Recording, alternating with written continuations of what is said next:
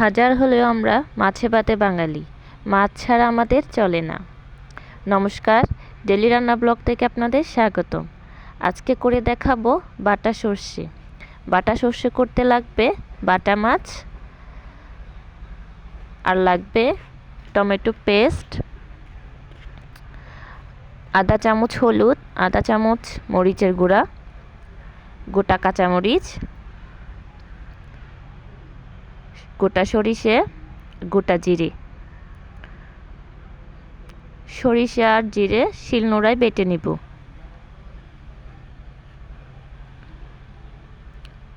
প্রথমে সরিষা নিয়ে নিলাম বাটার জন্য।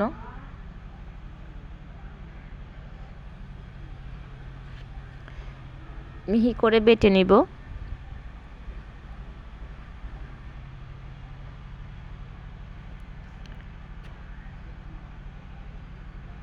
সরিষা বাটা হয়ে গেলে দিয়ে দিব 3টার মতো গোটা কাঁচামরিচ। সেগুলো আমি সরিষার সাথে বেটে নিব।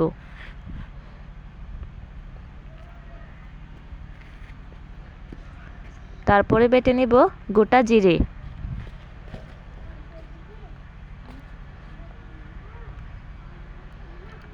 আমার জিরা বাটা হয়ে গেছে, আমি এখন এগুলো তুলে নিব।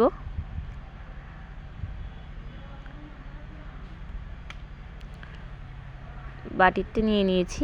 এখন দিয়ে দেব মাছের মধ্যে সামান্য হলুদ আর লবণ দিয়ে মেখে নিব।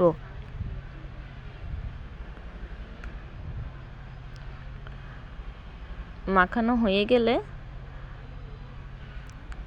তেলে ভেজে নিব।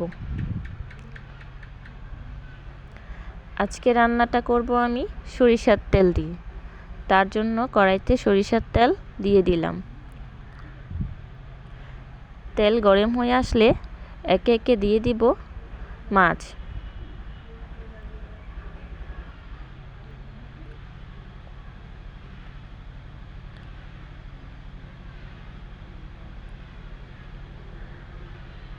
অফিস কিনে আমি মাছগুলো উল্টিয়ে দিয়েছিলাম। এখন আমার মাছ ভাজা হয়ে গিয়েছে, এগুলো তুলে নিব।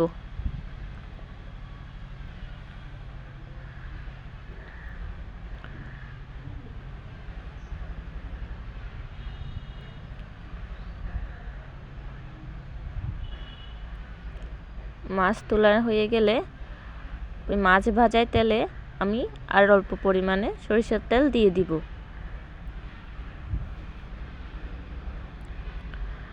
তারপরে দিয়ে দিব ফোড়নের মধ্যে কালো জিরে আর গোটা জিরে। তারপর দিয়ে দিচ্ছি 2টো কাঁচামরিচ, একটু ভেজে নিব। তারপরে দিয়ে দিব টমেটোর পেস্ট, দিয়ে দিব জিরে বাটা। তারপর একটু হালকা নেড়ে চেড়ে নিব।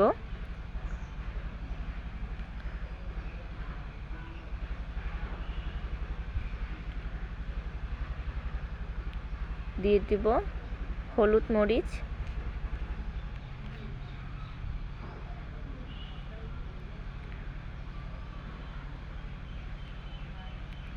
একটু নেড়ে ছেড়ে নিব।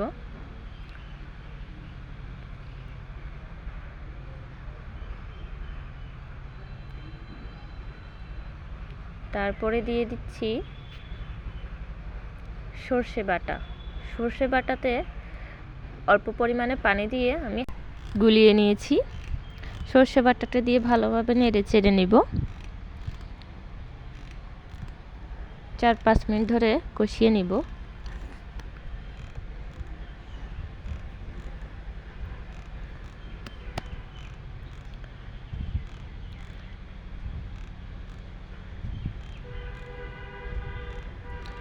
সর্ষে রাখা বাটিতে করে 1 বাটি পরিমাণ পানি দিয়ে দিব।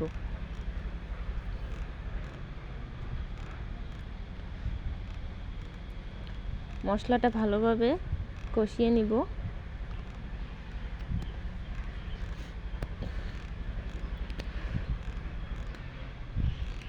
পানি ফুটতে শুরু করলে দিয়ে দিব স্বাদ মতো লবণ।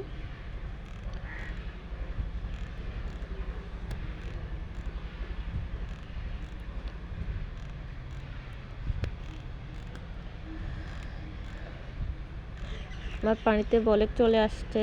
এখন আমি একটি একটি করে মাছ মশলাতে দিয়ে দিচ্ছি।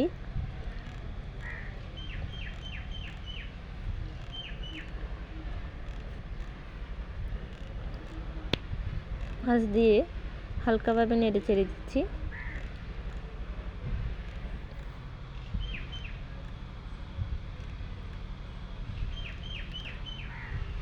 নাড়া হয়ে গেলে পানি টেনে আসা পর্যন্ত অপেক্ষা করব।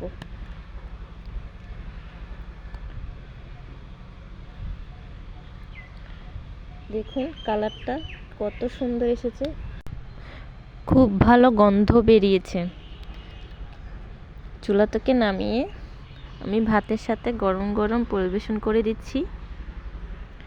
এই রেসিপিটা আপনারা একবার হলেও ট্রাই করবেন, আর ট্রাই করলে স্বাদ কেমন হয়েছে আমাকে কমেন্ট করতে ভুলবেন না।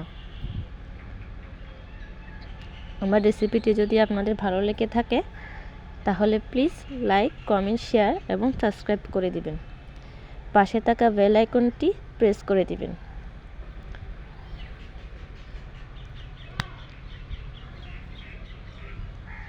ধন্যবাদ।